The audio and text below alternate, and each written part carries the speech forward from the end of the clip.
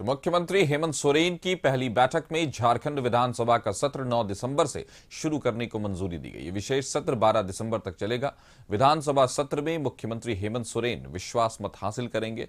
Pro tem speaker Stephen Marandi बनाए गए। Cabinet की बैठक के बाद सीएम हेमंत सोरेन ने पत्रकारों से बात करते हुए बैठक में लिए गए फैसलों की जानकारी दी। मुख्यमंत्री हेमंत सोरेन ने प्रोजेक्ट भवन में पत्रकारों से कहा कि जल्द ही झारखंड में बहुमत की सरकार का गठन होगा। 1-2 दिनों के अंदर ही मंत्रिमंडल का विस्तार संभव है। सरकार बहुत ही मजबूती से आने वाले दिनों में काम करेगी। मैया सम्मान योजना के तहत दिसंबर से हर हाल में 2,500 रुपए की सम्मान राशि देने का भी फैसला हुआ।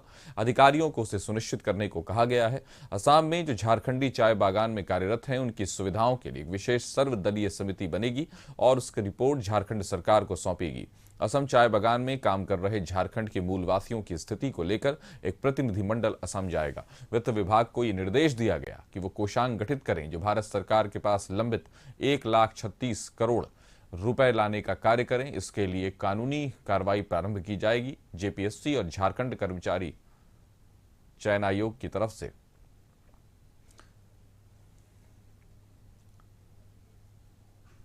राज्य में आचार संहिता लागू था। सरकार गठन की प्रक्रिया चल रही थी और सरकार गठन होने के पहला कदम हम लोगों ने उस पीड़ित परिवार के साथ खड़ा होने का अपना संकल्प पूरा किया। सभी विधायकों को 81 विधानसभा में जो चुने गए सदस्यों को शपथ ग्रहण हेतु प्रोटेम स्पीकर के रूप में प्रोफेसर स्टीफन मरांडी जी को चुना गया और ये भी निर्णय लिया गया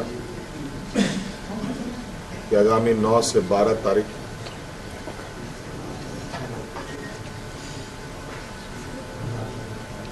सरकार का प्रथम सत्र आहूत होगा और ये भी कि मैया सम्मान योजना के तहत दिसंबर माह से महिलाओं के खाते में 2,500 रुपये देने का उसे भुगतान किया जाएगा प्रति माह। जनवरी 2025 के पूर्व परीक्षा कैलेंडर प्रकाशित किया जाएगा और जो लंबित रिजल्ट हैं उनको प्रकाशित किया जाएगा। तो विस्तृत जानकारी के साथ हमारे सहयोगी संदीप हमारे साथ जुड़े हुए हैं। संदीप, शपथ लेते ही मुख्यमंत्री बिल्कुल एक्शन में नजर आए। मैया सम्मान योजना के लिए तारीख बताई, अगला सत्र बताया। स्टीफन मरांडी जो प्रोटेम स्पीकर चुने गए, यानी सारी जानकारियां। हेमंत सोरेन अपने फुल फॉर्म में दिखे, क्या कहेंगे आप? सही कहा, क्योंकि जिस तरह से कल शपथ ग्रहण समारोह का आयोजन राजधानी रांची के मोरहाबादी मैदान में किया गया था और हेमंत सोरेन ने कल मुख्यमंत्री पद की शपथ ली है और कहीं ना कहीं शपथ लेने के बाद मुख्यमंत्री हेमंत सोरेन एक्शन मोड में नजर आ रहे हैं।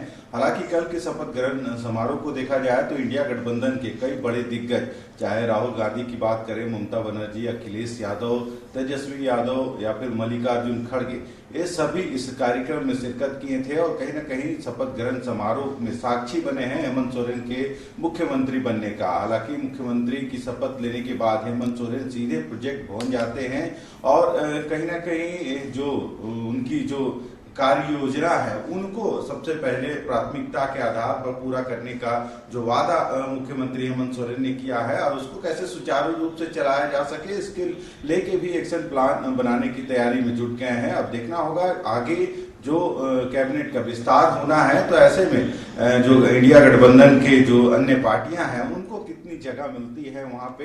हालांकि यदि पिछले कैबिनेट मंत्रियों की बात करें तो हेमंत सरकार में जो 11 मंत्री थे, जिसमें से 6 जेएमएम के थे, 4 कांग्रेस से और 1 राजद से थे। पर कहीं ना कहीं इस बार जो विधानसभा चुनाव हुए हैं उसमें सभी दलों की जो संख्या है विधायकों की वह बड़ी है। जहां पहले आजसू राजद के 1 विधायक हुआ करते थे, वहां इस बार 4 विधायक चुन के राजद से पहुंचे हैं। तो कहीं ना कहीं सभी की अपेक्षा होगी कि इस मंत्रिमंडल में अधिक से अधिक उनको जगह दी जाए। पर अब हेमंत सोरेन के शपथ ग्रहण करने के बाद कह सकते हैं अब जो आगे की कार्रवाई है इस कैबिनेट के विस्तार को लेके, तो उसमें कहीं ना कहीं अब बातें होंगी जो शीर्ष के नेता हैं, और जो आंकड़ा है वो इस बार देखना होगा कि क्या वही रेशियो रहता है, 11 ही मंत्री रहते हैं या फिर मंत्रियों की संख्या बढ़ती भी है। देखना होगा कि पिछले बार जिन दलों को जितनी जगह मिली थी कैबिनेट में, इस बार क्या उतनी ही सीट होगी या फिर उससे बढ़ भी सकती है। कहीं ना कहीं अब आने वाले जो दिन है उसमें यह स्पष्ट करना मुख्यमंत्री को है कि जो कैबिनेट में जो मंत्रियों की संख्या है वह कितनी होगी और कितने दल से कितने मंत्रियों को जगह मिलेगी। पर कहीं ना कहीं कल जो शपथ ग्रहण समारोह हुआ है उसके बाद मुख्यमंत्री खुद एक्शन मोड में है और कई जो कार्य हैं उसकी शुरुआत भी उन्होंने कर दी है। जी, तो उसके बाद फिर जैसे ही उन्होंने शपथ लिया उसके बाद प्रोजेक्ट भवन पहुंचे और अपने कई सारे प्लान्स की भी चर्चा की। हमारे साथ जुड़ने के लिए संदीप आपका शुक्रिया।